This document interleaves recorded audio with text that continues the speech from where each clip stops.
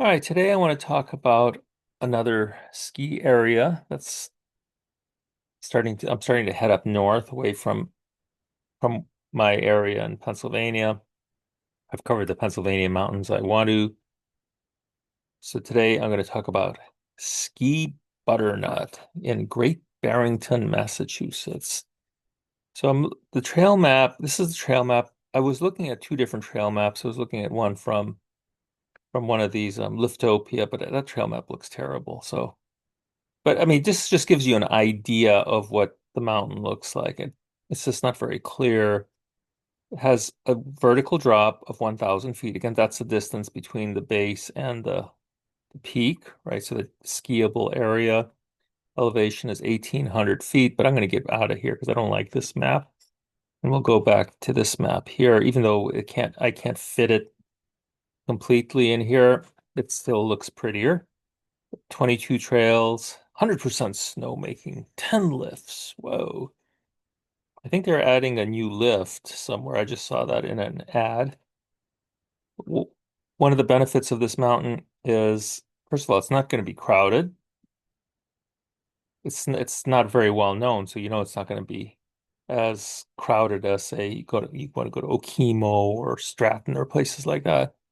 You know, drawback is it's smaller, but you have plenty of skiable terrain here.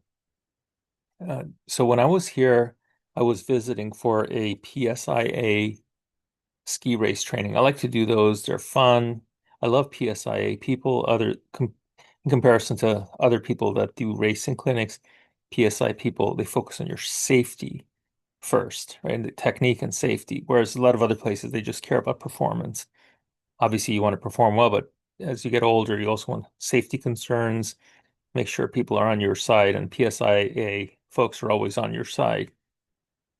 You don't even have to be an instructor to take these courses. You just got to sign up through the PSIA website. So we spend most of our time training on the race course. However, like any good training program, you always start by warming up, and we warmed up by going down upper Applejack and lower Applejack, and then Lucifer's Leap.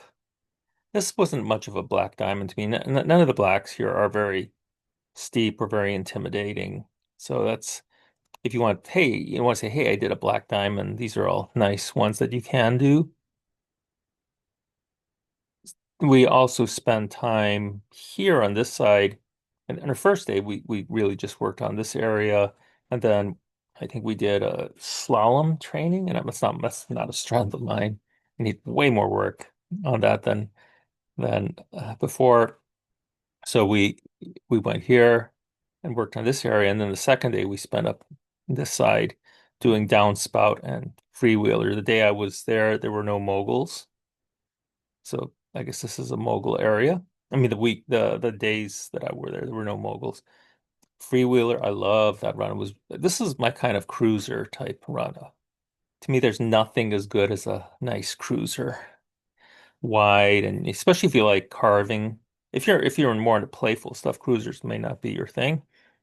But this is long and wide and just it was fun. Had a lot of rolls. You had these nice rolls, so you have to be careful not to take a leap if you're going too way too fast. Really, really nice mountain. Here's where you can get your food, the clubhouse. It's very old school looking. I think a lot of these smaller areas, they don't have the kind of money to spend to do these massive upgrades and have these extravagant lodges. But the lodge was nice, had a nice little cafeteria.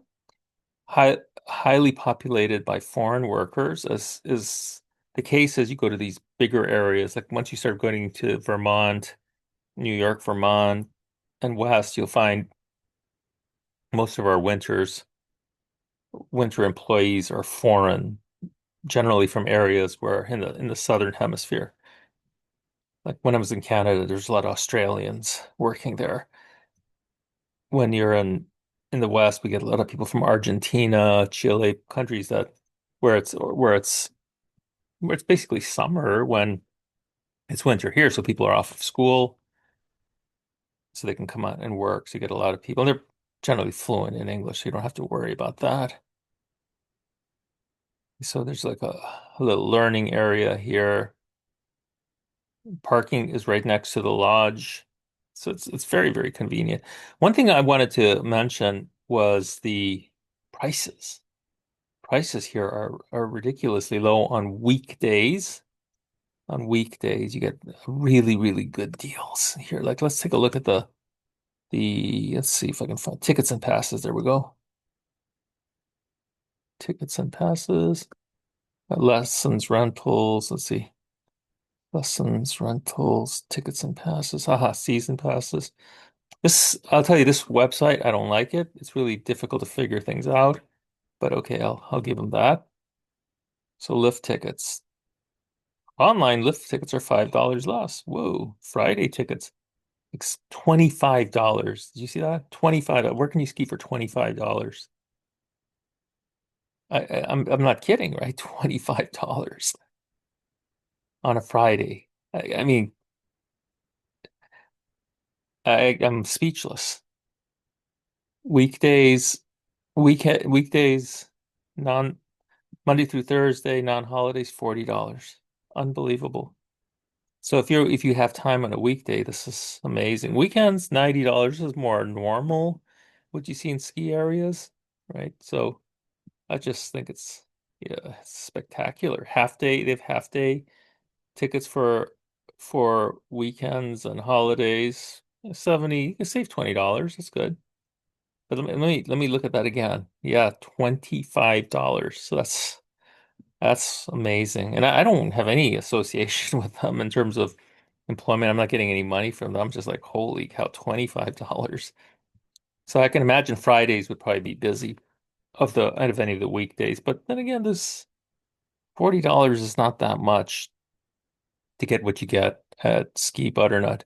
Ski Butternut is located in Great Barrington, so there's a lot to do in Great Barrington, including it's the home of W.E.B. Dubois, or Du Bois, as we pronounce here, who's the father of epidemiology.